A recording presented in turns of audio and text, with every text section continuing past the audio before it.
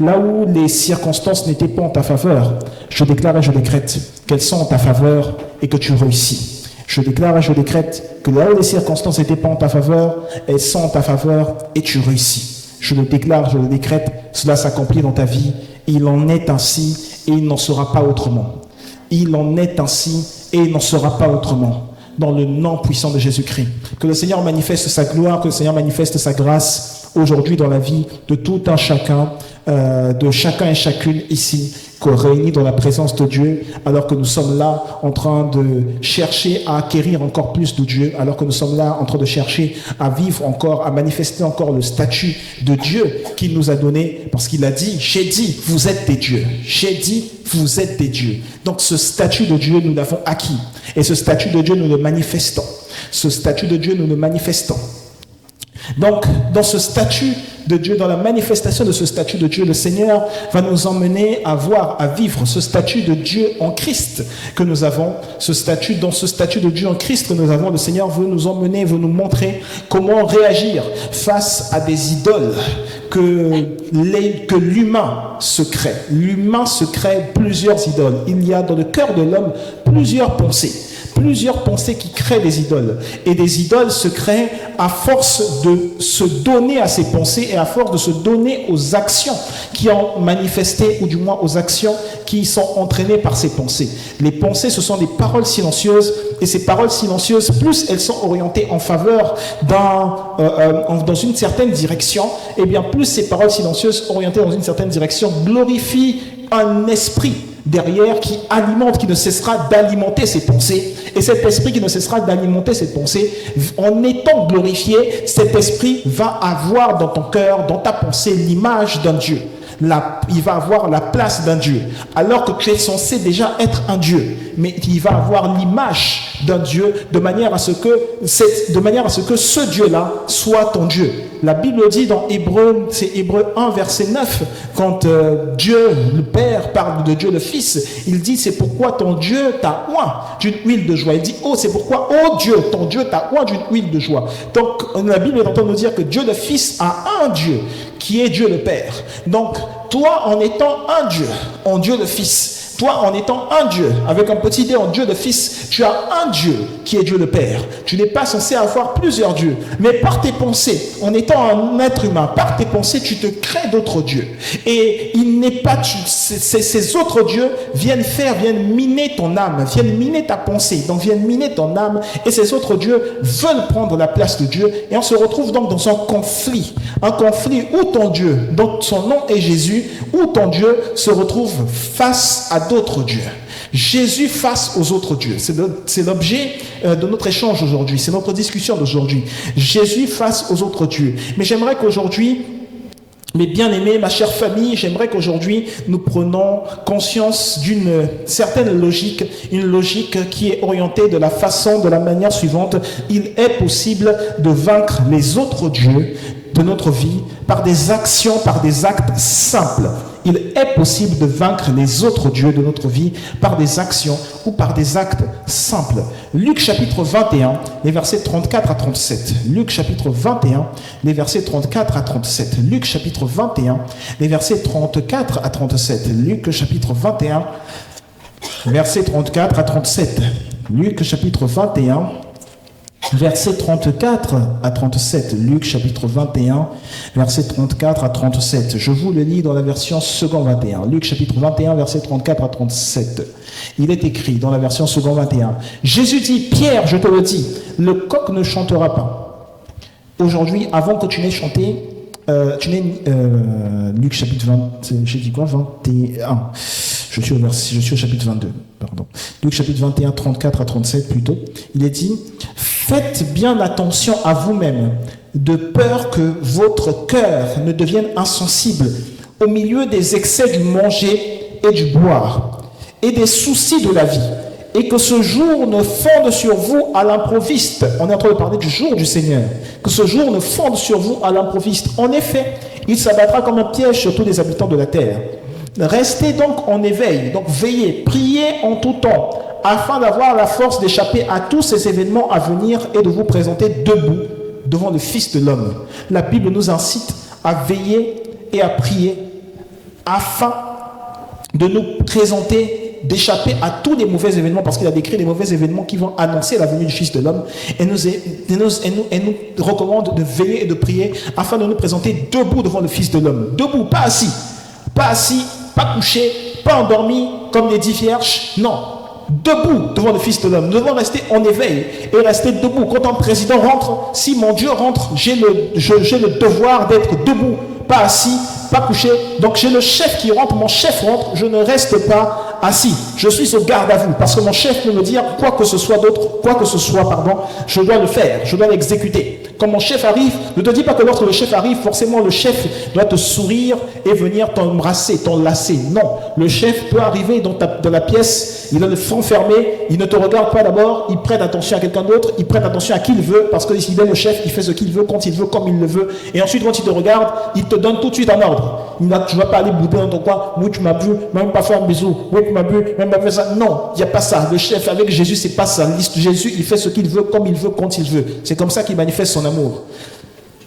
Et c'est pour ça que la Bible insiste toujours dans le verset 37 en disant, pendant la journée, Jésus enseignait dans le temple.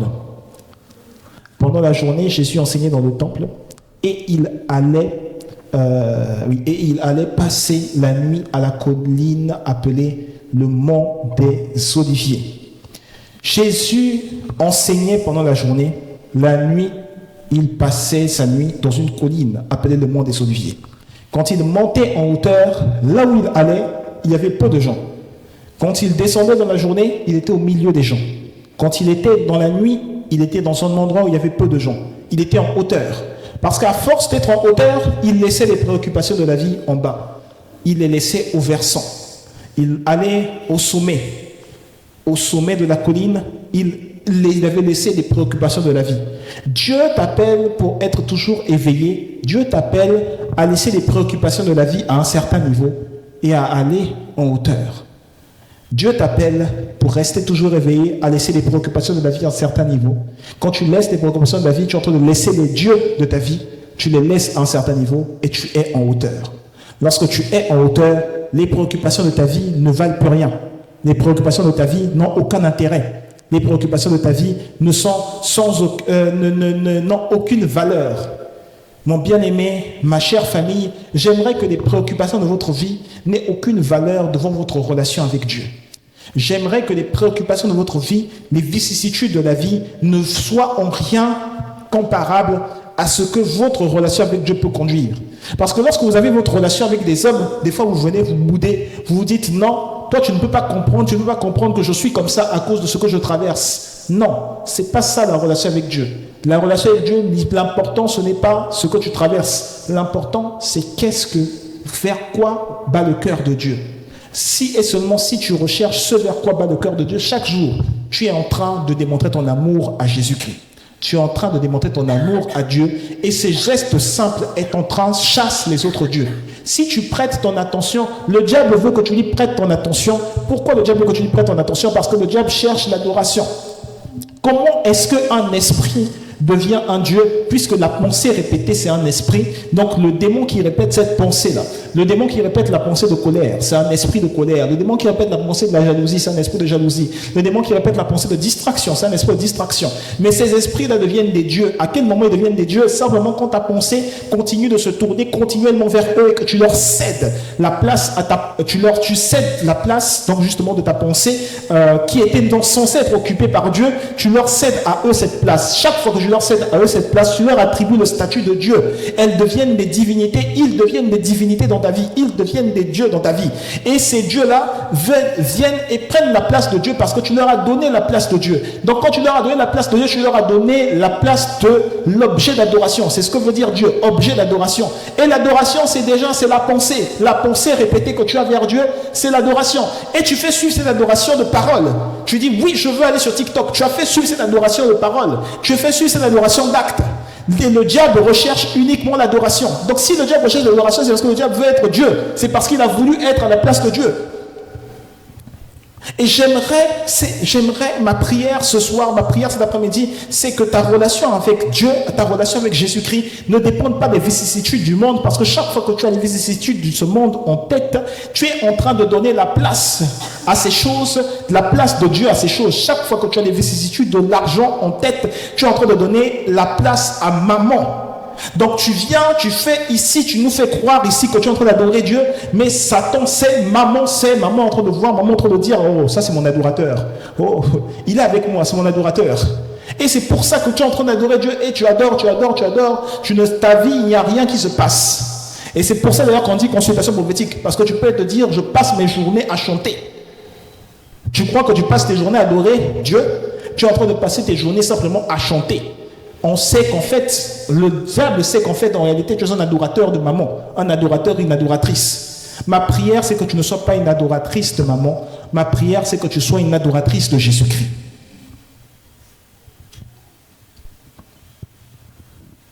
Jésus-Christ est le Dieu des dieux. Et c'est Jésus-Christ, c'est à Jésus-Christ que mérite l'adoration. C'est vers Jésus-Christ que doit se tourner l'adoration. Galates chapitre 5, versets 19 à 21. Je pense que vous connaissez tous ce passage. On l'a souvent lu, du moins, pardon. On le lit assez souvent. Galates chapitre 5. Le livre de Galates, c'est juste après 2 Corinthiens. Galates chapitre 5, versets 19 à 21. Galates chapitre 5, versets 19 à 21. Galates chapitre 5, versets 19 à 21. Ce passage cite plusieurs dieux, plusieurs esprits qui deviennent des dieux, auxquels vous devez faire très attention, parce que quand vous prêtez vraiment attention à cela chaque jour, vous êtes en train de leur céder la place des dieux. Dans la Bible te dit, Galates chapitre 5, versets 19 à 21, et le livre de Galates c'est juste après le livre de 2 Corinthiens, et c'est juste avant le livre d'Éphésiens, l'épître aux Éphésiens. La Bible te dit, les œuvres de la nature humaine sont évidentes, les œuvres de la chair sont manifestes. La chair c'est un allié du diable, la chair c'est un allié de Satan, la nature humaine c'est un allié de Satan.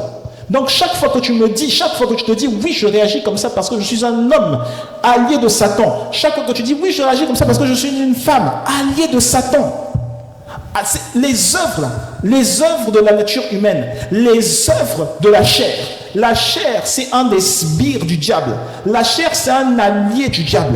Vous voyez comme dans les guerres il y a des nations alliées, qu'il s'agisse de guerres géopolitiques ou qu'il s'agisse de guerres plus physiques, il y a des nations alliées. La Première Guerre mondiale, il y avait des alliés, il y avait un groupe déjà qui s'appelait des alliés. Donc, si vous voulez, je peux le dire comme ça, il y avait des alliés de la France. Deuxième, Seconde Guerre mondiale, c'est pareil, il y avait des alliés de la France. Il y avait des alliés de l'Allemagne. Donc, la chair, c'est un allié du diable. La nature humaine, allié du diable. Si Dieu dit, j'avais dit, vous êtes des dieux, mais vous mourrez comme des hommes, c'est-à-dire que être Dieu, être un Dieu et être un homme, ce ne sont pas des alliés. C'est totalement antinomique. C'est totalement, ça va dans des sens différents. C'est-à-dire qu'il y a l'esprit de Dieu qui va dans un sens, l'esprit de l'homme va dans un autre sens. Ça va totalement dans des sens différents. Donc les œuvres de la nature humaine, alliées de Satan, chaque fois que tu dis, ça c'est l'œuvre de moi qui suis une femme, allié de Satan, ça c'est l'œuvre de moi qui suis un homme, allié de Satan. Mon bien-aimé, j'aimerais que tu sortes d'ici en n'étant jamais un allié de Satan, en disant je ne peux pas, je ne dois pas, je ne serai pas un allié de Satan. Et j'aimerais que tu le déclares ici, je ne serai jamais un allié de Satan. Je serai un allié de Dieu. Les œuvres de la nature humaine sont évidentes. Ce sont l'adultère. C'est mis entre crochets. Ça veut dire que ce n'était pas présent au départ, mais celui qui a expliqué, il s'est dit, puisqu'on en parle, après en fait on parle de l'immoralité sexuelle, donc l'impudicité, puisqu'on en parle, je vais te citer quelque chose d'autre peut-être avant, qui est aussi lié à cela, qui est aussi peut-être traduit par cela. L'adultère, l'immoralité sexuelle, l'impureté. Et croyez-moi, quand on parle sur les peuples juifs, quand on entend dire impureté sur le plan spirituel, et bien en fait sur le plan charnel, l'impureté c'est en rapport avec la propreté physique. Je le dis encore, je le redis, c'est en rapport avec la propreté physique. C'est-à-dire qu'il est en train de dire ça c'est l'œuvre de la nature humaine. Propreté physique, c'est-à-dire que si on va chez toi, on voit tout est son dessus-dessous, ça c'est l'œuvre de la nature humaine, mais l'œuvre de la nature humaine, c'est pas l'œuvre de Dieu. Donc ça veut dire que c'est l'œuvre du diable. Donc ça veut dire qu'il y a des moyens par lesquels tu peux toi-même te dire, faire en sorte de ne pas être esclave du Dieu de la saleté, c'est que tu nettoies. Ça, physiquement, je suis en train de dire que physiquement, il y a des moyens par lesquels tu peux vaincre les autres dieux qui s'opposent à Jésus. Dès que ces choses-là font tellement la place dans ta vie, elles deviennent des dieux. L'impureté, la débauche, l'idolâtrie, la magie, les haines, les querelles, les jalousies, les colères, les rivalités, les divisions, les sectes. Donc les sectes, le fait de se trouver à plusieurs, quand tu dis moi c'est seulement tel groupe là que j'aime, moi c'est avec telle personne là seulement que j'aime, les autres là je ne les aime pas. Les sectes, l'envie, les meurtres, l'ivrognerie, les excès de table. Quand tu sors toujours de table en ayant le ventre plein, tu as toujours la colique, excès de table. Il dit c'est un des œuvres de la nature humaine. Donc c'est ça, quand tu aimes tellement ça, il y a des dieux dedans. Et les choses semblables. Tout ce qui se rapproche de ça, il a dit, il y a des choses que je ne peux pas citer, mais ça se rapproche de ça. Je vous préviens, comme je l'ai déjà fait, ceux qui ont un tel comportement n'hériteront pas le royaume de Dieu. Ils n'hériteront pas le royaume de Dieu parce qu'en fait, ils héritent le royaume des autres dieux qui sont cités là. Parce que tu fais déjà partie du royaume de ces royaumes-là. Tu fais partie du royaume où il y a excès de table. Tout ce que tu vois, je dois manger. C'est-à-dire, tu vois une publicité, du moins, tu es à l'aéroport, tu es dans un grand espace, tu vois une publicité, on te met burger, Quick, Quick, le magasin. On te met burger, on met le nom du burger, Quick. Toi, tu vois ça, tu fais... Donc, tu es déjà dans ce royaume-là. Tu en fais déjà partie. Ivrognerie, tu vois la dernière bière qui est sortie. On te dit, oui, une bière 4,90 €. Waouh, bon, ça n'existe pas, cette bière 4,90 €. Tu es déjà dans ce royaume. Tu es déjà dans le royaume de ce Dieu, le Dieu de la bière. Dans la Bible, il y a des dieux de la bière. Mais tu en fais déjà partie. Donc, il va dire, toutes ces personnes-là n'hériteront pas du royaume de Dieu. Ceux qui commettent de telles choses sont soumis à des dieux. Maintenant, tu sais, pour te rendre encore explicite, peut-être une chose, quand tu vas te mettre à relire tes notes, pour te rendre encore explicite, je te rends explicite encore un élément. Un esprit, dans le monde spirituel, les esprits ont des noms. Mais les noms qui sont donnés aux esprits dans le monde spirituel dépendent donc de leur... Ce sont des attributs qui dépendent de leur fonction. Les noms sont donnés justement par rapport à leur fonction, par rapport à ce pourquoi ils ont été créés. Autrement dit, les anges de Dieu ont des noms qui sont en rapport avec leur fonction. Mais les noms qui leur ont été donnés, qui sont en rapport avec leur fonction, mes bien-aimés, sont des noms qui sont également, qui représentent également un trait de caractère de Dieu. Par exemple, il y a un ange qui s'appelle Elion. Elion, il a le même trait ou les mêmes traits de caractère que El Elyon, le Dieu très haut. El Elyon. Donc de la même manière, aujourd'hui, en fait, tu vas avoir des démons qui ont des attributs qui ressemblent aux attributs de Lucifer. Tu as des démons qui vont avoir des attributs qui ressemblent aux attributs de Lucifer. C'est-à-dire que quand on est en train de te dire, oui, impureté, démon d'impureté, donc pauvreté, saleté, il y a quelqu'un, un démon là qui s'appelle Belzébub, qu'on voit dans le livre de Job. Un jour, je vous en parlerai. Belzébub. Belzébub, ça veut dire Seigneur des mouches. Les mouches viennent là où il y a la saleté, là où il y a des choses qui sont sales, qui ont traîné. Belzébub, Seigneur de mouches. Donc tu peux aller dans une maison, les gens aiment la saleté. Celui qui règne là-bas, c'est le royaume de Belzébub. Quand tu vas dans une déchetterie, quel que soit le pays où tu vas dans cette déchetterie-là, sache que tu es dans le royaume de Belzébub. Donc, derrière un esprit, par exemple, comme cité là, d'ivrognerie, il peut y avoir, dans l'esprit d'ivrognerie, il y a un nom. Maintenant, celui qui est ivrogne, justement, est en train d'adorer un Dieu qui est le Dieu d'ivrognerie.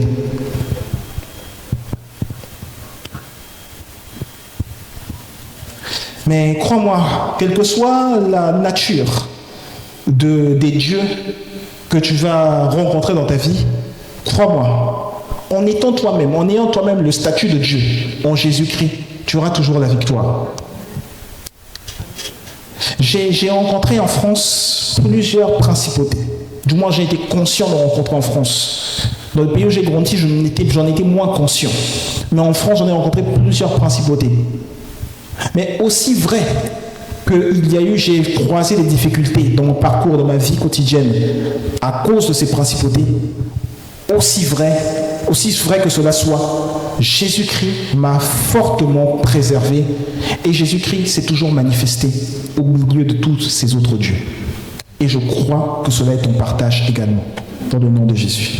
Donc bien aimé, j'aimerais qu'on en parle juste pendant ces quelques minutes qui me restent de quelques manifestations de Jésus-Christ ou quelques quelques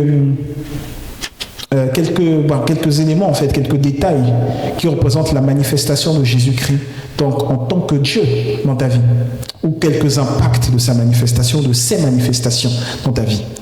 Le premier impact que j'aimerais souligner, c'est que la manifestation de Jésus dans ta vie est coûteuse. La manifestation de Jésus-Christ dans ta vie est coûteuse. Voir Jésus-Christ être rendu manifeste dans ta vie, ça te coûte. Ça te coûte en énergie, ça te coûte en argent, ça te coûte en temps. Ça te coûte. Il a fallu, mon bien-aimé, ma chère famille, il a fallu que Élie prie pour voir la pluie tomber. Après 3 ans de sécheresse. Élie, quand tu lis la Bible, au moment 1 roi 18, quand 1 roi 18 commence, on te dit qu'il y a Élie le Tishbite. Et Élie ferme le ciel avec une parole. Il dit, il n'y aura pas de pluie ici, sauf à ma parole. Le gars, il dit ça une phrase. Et dans le livre de Jacques, on dit que Élie a intercédé pour que le ciel soit fermé. Super. Pour que le ciel s'ouvre après, Élie a utilisé notre formule. Il n'a pas intercédé pour venir déclarer. Élie a utilisé notre formule. Élie est allé supplier Dieu. Comment je sais qu'il est allé supplier Dieu? La Bible me dit que Élie était en train de prier, qu'il a prié 7 fois à genoux. Le gars s'est mis à genoux. Proskuneo, ça se dit en grec. Il n'est pas resté, il a commencé comme ça, il n'est pas resté comme ça. Le gars, il a dû plonger, faire que sa tête rentre entre ses jambes. Quand Élie a fait en sorte que sa tête rentre entre ses jambes, à ce moment-là, il était réellement dans la position par laquelle il savait que Dieu allait finir par répondre. Dieu allait l'écouter. Mais même quand il a pris cette position, Élie n'a pas fait cette prière une seule fois. Élie a dû faire cette prière 7 fois. Et au bout de la 7e fois, il n'y a pas eu une grande pluie. Son serviteur lui a dit, je vois un nuage venir au loin, un petit nuage. C'était même pas forcément un nuage de pluie. C'était peut-être un autre nuage qui annonçait peut-être autre chose. C'était pas forcément un nuage de pluie. Mais Élie s'est basé juste sur le fait qu'il y avait un petit nuage quelque part. Les météorologues auraient dit ce nuage-là, c'est pas un nuage de pluie. Élie s'est basé sur ça. Il a dit, j'ai prié 7 fois. Je vais maintenant mettre ma foi en jeu. Pourquoi? Parce que je sais que ma supplication devait permettre d'ouvrir le ciel. Il n'est pas possible de vivre la manifestation de Dieu sans le coût de la supplication. Si tu ne passes pas par la supplication, la manifestation de Jésus-Christ dans ta vie, tu ne vas pas la voir, tu ne vas pas la vivre. Mon frère, ma soeur, mon bien-aimé, le fait que je te dise je suis un Dieu, ça n'exclut pas le fait que tu as un Dieu. Je te le dis, Hébreux 1, verset 9, il est écrit, c'est pourquoi, ô Dieu, ton Dieu t'a oint d'une huile de joie au-dessus de tes ennemis. Jésus a un Dieu. Jésus sur terre, Jésus ne faisait que prier le Père. Lui qui est Dieu, il ne regarde pas son identité de Dieu. C'est ce que dit l'Épître aux Philippiens. Il n'a pas regardé son identité de Dieu. Mais laisse-moi te dire que même quand il a acquis le statut de Dieu après sa résurrection, il ne regardait pas non plus au statut de Dieu. Parce que le gars a un Dieu. Le fait d'être appelé Dieu, ça ne signifie pas que tu ne dois pas avoir de Dieu. Tu as un Dieu. Mais ton Dieu s'appelle Jésus. Ton Dieu n'est pas censé s'appeler mes finances personnelles. Ton Dieu n'est pas censé porter le nom de ton petit copain. Ton Dieu n'est pas censé porter le nom de ton équipe de football préférée.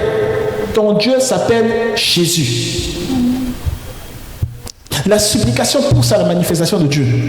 Tu sais, quand j'intercède, l'intercession, pour faire cette petite différence, l'intercession, c'est moi qui élève ma voix pour que les intérêts de Dieu s'accomplissent. Quand j'intercède, je dis, je veux que les intérêts de Dieu s'accomplissent dans cette direction.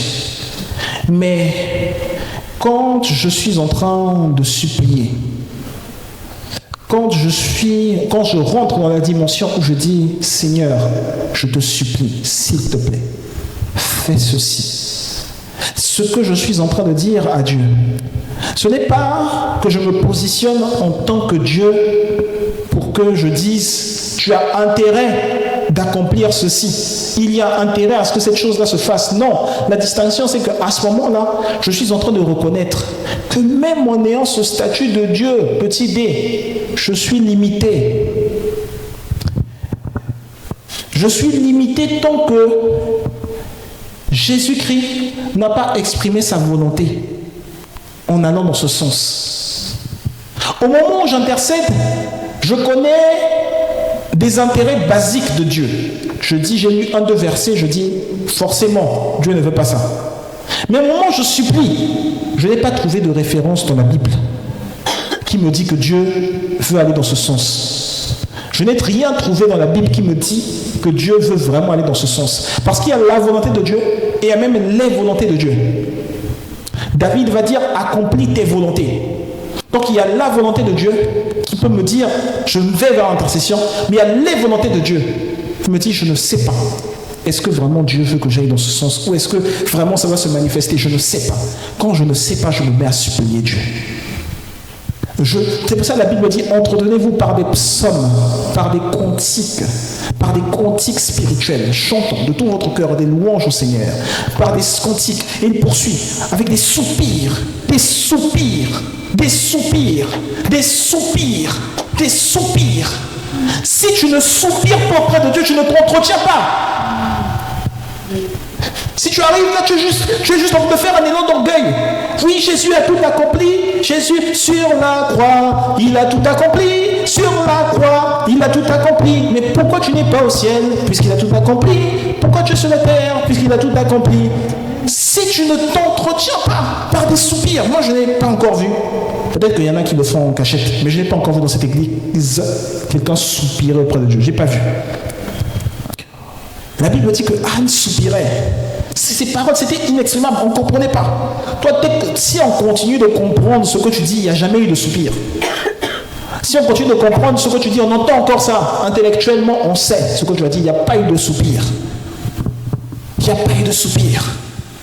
Je suis arrivé à un moment où je dis, mon Père, je te supplie, aie compassion, Père, Père, Père, Père, les mots me manquent, donc tu ne sais même plus quoi dire.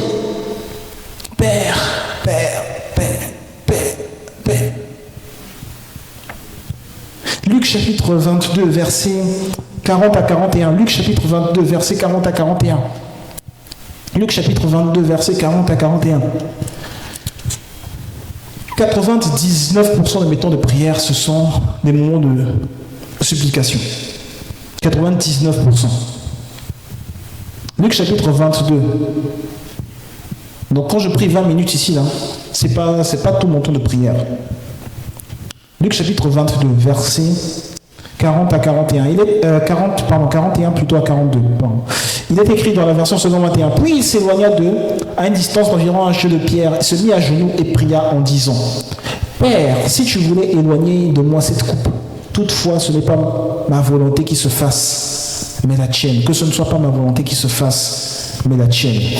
Vous avez remarqué la phrase de Jésus, si tu veux éloigner de moi cette coupe, il n'y a aucun sens. Lui, selon tous les interprètes de la Bible, ils ont essayé de mettre un point ici. Il n'y a pas de sens. En fait, c'est des points de suspension.